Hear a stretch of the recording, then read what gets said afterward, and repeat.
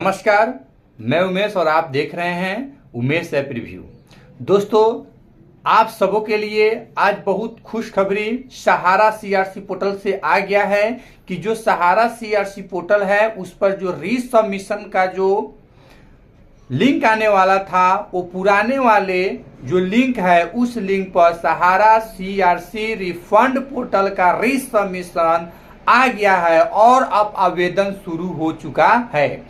दोस्तों, आपको मालूम होगा कि पहले हम आपको बताए थे कि 7 नवंबर से 10,000 वाले करेंगे, लेकिन वह जो पोर्टल चल रहा था वो डेमो था। अभी जो है कि रीसबमिशन पोर्टल का जो लिंक है वो क्लियर आ चुका है और जो है कि जिनका भी यानी जिन निवेशकर्ताओं का 10,000 रुपया अभी पेमेंट नहीं हुआ है, यानी 10,000 रुपया है सहारा इंडिया में, वो उनका 15 नवंबर से आवेदन शुरू हो चुका है। उसके बाद हम आपको बता दें कि जिससे इस पर आपको सारा जो है कि क्लियर करके बताया गया है, लेकिन अब बात रही कि आखिर किसको आवेदन करना है किसको नहीं करना है।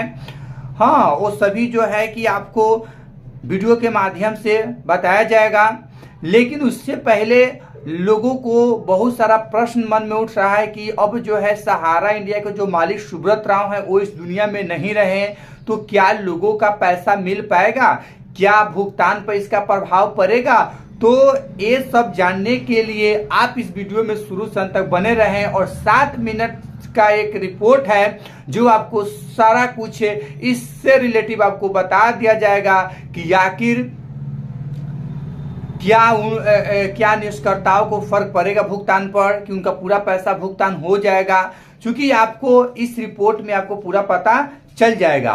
और हम आपसे बता दें दोस्तों कि इसमें स्पष्ट रूप में कहा गया था कि कहा भी गया है कि जो 10,000 जिनका है सहारा इंडिया में, हाँ, और जिनका जो है कि पेमेंट पूर गया है, समय पूर गया है, मैच्योरिटी पूर गया है, उनका जो है कि 10,000 वाले का आवेदन 15 तारीख से शुरू हो चुका है, तो आप अपना आवेदन कर सकते हैं। लेकिन कैसे करना है ये बात हम दूसरे वीडियो में बताएंगे। अभी फिलहाल आप जो है कि जो परेशान जिससे आप हैं अभी के डेट में सारा न्यूज करता, पहले ये रिपोर्ट देखिए। तो चलिए मेरे स्क्रीन पर। दोस्तों, सहारा श्री सुब्रत रॉय जी के निधन के बाद इंटरनेट, सोशल मीडिया से लेकर हर जगहों पर सहारा निवेशकों का एक ही सवाल है कि क्या अब उनका सहारा में फंसा पैसा वापस मिलेगा या नहीं। सुब्रत रॉय के निधन के बाद लोग यही सवाल पूछ रहे हैं, क्या सहारा श्री सुब्रत रॉय के निधन के बाद निवेशकों का पैसा डूब जाएगा या फिर सेबी और भारत सरकार मिलकर निवेशकों का सारा पैसा लौटाएगी। आखिर पूरा मामला क्या है, अभी तक कितने हजार करोड़ जो है सहारा श्री के द्वारा सेबी तक पहुँचा दिए गए। हर एक सवाल का जवाब मैं आपको इस वीडियो में दूंगा। आखिर सहारा रिफंड पोर्टल जो गृह मंत्री अमित शाह ने शुरू किया था उसका स्टेटस क्या चल रहा है, क्या 2024 लोकसभा चुनाव से पहले सहारा में जमा निवेशकों का पैसा पूरा मिल जाएगा या नहीं। आइए देखते हैं हर एक सवाल का जवाब विस्तार से। दरअसल आपको पता होगा बीती रात ये दुख भरी खबर आई सभी सहारा निवेशकों के लिए भी और सहारा परिवार से जुड़े एजेंटों के लिए भी कि सहारा श्री का निधन हो गया, अब वो हमारे बीच नहीं रहे हैं। मुंबई के एक प्राइवेट अस्पताल में उन्होंने अंतिम सांस ली। उनके निधन के बाद सबसे पहला सवाल जो हर निवेशक के मन में आ रहा कि क्या होगा अब सहारा के निवेशकों का, क्या पोर्टल के जरिए उनको पैसा वापस मिलेगा या नहीं, या लोगों की रिफंड प्रोसेस में सहारा श्री का भी कोई हस्तक्षेप था या नहीं। तो दोस्तों, आप हर सवाल का सही से जवाब समझ पाओ इसके लिए कुछ शुरुआत से बातें समझिए। सुब्रत रॉय, इनके जीवन की सबसे बड़ी सीख थी पैसों की बचत करना। लोगों को अमेरिका सपना दिखाकर ये सबके फेवरेट बन गए थे, लेकिन फिर एक गलती से पूरा सहारा समूह का साम्राज्य बिखर गया। आखिर ऐसा क्या हुआ कि सहारा कंपनी जो कई दशकों तक बड़ी सफल कंपनी रही, वो अचानक से एकाएक रात ढेर कैसे हो गई। इनकी जिंदगी की ये दास्तां बड़ी सीख देने वाली है। क्रिकेट मैदान से लेकर बॉलीवुड के पेज 3 तक अपनी छाप छोड़ने वाले सुब्रत रॉय के सितारे आईपीओ की चाहत की वजह से बिखर गए। दरअसल पूरी शुरुआत होती है 70 के दशक के अंतिम पड़ाव से। साल 1978 में सहारा इंडिया परिवार की स्थापना करते हैं सुब्रत रॉय उत्तर प्रदेश के गोरखपुर शहर से। कई सालों तक इनकी कंपनी बड़ी सफल रही, लोगों के पैसों का भुगतान भी समय पर किया जाता रहा। लेकिन 20वीं शताब्दी समाप्त होने के बाद जब 21वीं शताब्दी शुरू हुई, साल 2009 में सहारा ने आईपीओ लाने के लिए सेबी में आवेदन किया। सितंबर 2009 का समय था। दरअसल आईपीओ जब लाया जाता है, जब कंपनी को स्टॉक मार्केट में लिस्ट करना होता है, तो उसके लिए कंपनी सेबी के पास दस्तावेज अप्लाई करती है। सहारा ने भी ठीक ऐसा ही किया। लेकिन बताया जाता है कि जब सेबी के पास आईपीओ के लिए अप्लाई किया, तब सेबी को पता चला कि सहारा समूह के साथ में कुछ पेरेंट कंपनी ऐसी चल रही है जो कि सेबी और गवर्नमेंट के नॉर्म्स को यानी कि रूल्स को फॉलो नहीं कर रही थी। तो उस समय तो सेबी ने सहारा के आईपीओ को रिजेक्ट कर दिया, लेकिन फिर सहारा से जवाब भी मांगा। जवाब सेबी को संतुष्ट नहीं मिला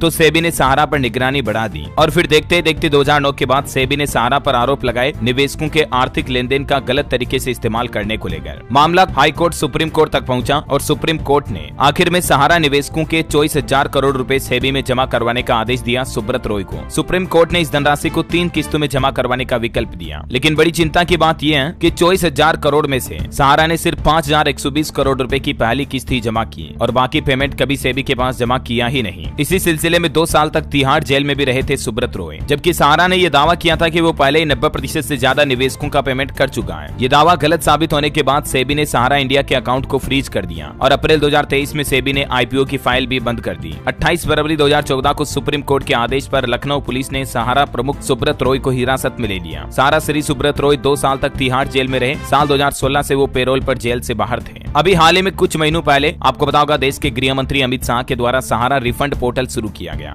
moc-refund.crcs.gov.in। तो अगर आपने भी सहारा में पैसा लगा रखा तो फिलहाल तो आप इस पोर्टल के जरिए ऑनलाइन अप्लाई कर सकते हैं और सहारा रिफंड प्रोसेस के लिए एप्लीकेशन भर सकते हैं। सरकार का तो ये कहना है कि लोगों को पोर्टल के जरिए ही वापस पैसा मिलेगा, लेकिन इसमें सबसे बड़ा सवाल ये है कि जब सेबी को सहारा ने 5,000 करोड़ रुपए ही लौटाए तो बाकी के 20,000 करोड़ रुपए क्या सरकार अपनी जेब से सहारा निवेशकों को देगी या फिर बाकी के 20,000 करोड़ का जवाबदेह कौन होगा? क्योंकि सहारा श्री सुब्रत रॉय तो अब हमारे बीच रहे नहीं। यही सवाल लोगों के लिए सबसे बड़ी चिंता का कारण बना हुआ है। हालांकि इन सब मामलों के बीच सुब्रत रॉय की जिंदगी के कुछ अहम अध्याय देखिए आप। Chapter 1 world record. वो तारीख थी 6 मई 2023 की, जब देश भर से सैकड़ों लोग बसों में सवार होकर लखनऊ शहर के बाहरी इलाके में एक बड़े मैदान में इकट्ठा हो रहे थे। ये मैदान 30 फुटबॉल ग्राउंड से भी बड़ा था। ये सभी लोग एक मिशन पर थे, उनका नहीं बल्कि एक व्यक्ति का, जो भारत का राष्ट्रगान गाकर वर्ल्ड रिकॉर्ड बनाना चाहता था। उस समय तक ये रिकॉर्ड पाकिस्तान के नाम था। सुबह करीब 10 बजे वहाँ लगे लाउड स्पीकर से अनाउंसमेंट होता है कि दुनिया के सबसे बड़े परिवार के अभिभावक माननीय सहारा श्री तशरीफ ला रहे हैं। तभी लोग जोरदार नारा लगाते हैं, सहारा श्री जिंदाबाद, सहारा श्री जिंदाबाद। उस दिन मैदान में मौजूद लाखों लोगों ने एक जैसे कपड़े पहने हुए थे और ये सभी लोग पूरी एनर्जी के साथ सहारा श्री जिंदाबाद का नारा तो लगाए रहे थे, साथ में भारत माता की जय के भी जोरदार नारे लगाए जाते हैं और 1,21,653 लोग मिलकर राष्ट्रगान गाते हैं, जो वर्ल्ड रिकॉर्ड बन जाता है और पाकिस्तान का वर्ल्ड रिकॉर्ड टूट जाता है। उस वक्त की ये तस्वीरें भी आप देख सकते हैं। सहारा श्री सुब्रत रॉय का जन्म 1948 को 10 जून को बिहार के अररिया में हुआ था। ये जन्म से ही बड़े प्रतिभाशाली छात्र रहे हैं। इनके पिता का नाम सुधीर चंद्र रॉय और माता का नाम छवि है। इनके जीवन का अध्याय 3 लव स्टोरी। सुब्रत रॉय की उनकी पत्नी स्वप्ना से मुलाकात कोलकाता में एक कॉमन फ्रेंड के जरिए हुई थी। सिमी गरेवाल के एक चैट शो में स्वप्ना ने बताया कि सुब्रत बहुत चार्मिंग थे और वो उनके प्यार में पड़ गई। सुब्रत और स्वप्ना दोनों अलग अलग शहरों में रहते थे और साल में काफी कम मिलते थे। सुब्रत रोमांटिक लेटर लिखते थे और 7 साल बाद उनकी शादी हुई थी। सुब्रत रॉय के 2 बेटे हैं, सुशांतो रॉय और सीमांतो रॉय। 2004 में सुब्रत रॉय ने अपने दोनों बेटों की शादी लखनऊ के एक स्टेडियम में की थी, जिस पर करीब उन्होंने 500 करोड़ रुपए खर्च किए थे, जिसमें भाजपा के सीनियर लीडर उस समय के लाल कृष्ण आडवाणी भी शामिल हुए थे। इनके जीवन का अध्याय 4 सहारा श्री। सुब्रत ने करियर की शुरुआत में नमकीन स्नैक्स बेचने से की थी। वह अपनी लिब्रेंटा स्कूटर पर जया प्रोडक्ट के नाम से स्नैक्स बेचते थे। 1978 में उन्होंने गोरखपुर के एक छोटे से ऑफिस से सहारा की नींव रखी। देखते देखते लाखों लोग इससे जुड़ गए और देखते देखते सुब्रत रॉय सहारा श्री बन गए। सभी लोग उन्हें इसी नाम से बुलाते थे। सहारा कई तरह के इन्वेस्टमेंट प्लान चलाता था, daily, monthly, quarterly, annual deposit जैसी सर्विस देता था और ब्याज दूसरी कंपनियों और बैंकों की तुलना में सहारा में ज्यादा मिलता था। एयरलाइन से लेकर रियल एस्टेट तक में सहारा श्री का जलवा देखने को मिलता था। 2003 में सहारा ने अपना पहला न्यूज चैनल सहारा समय भी लॉन्च किया था। सहारा की एयरलाइन एयर सहारा की स्थापना 1991 में हुई थी और 1993 के अंत में इसकी उड़ानें शुरू हुई थी। इसे 2007 में जेट एयरवेज ने खरीद लिया और जेट लाइन नाम से इसकी रीब्रांडिंग की गई। क्रिकेट में भी सहारा टीम इंडिया का स्पॉन्सर किया करती थी। तो दोस्तों, कुछ यूं रहा इनके जीवन का सफर और ठीक 75 साल की उम्र में 14 नवंबर की रात ये हमें छोड़कर अलविदा कह गए। ईश्वर इनकी आत्मा को शांति दे और हमें सरकार से यही उम्मीद है कि जल्द से जल्द सहारा के सभी निवेशकों का पैसा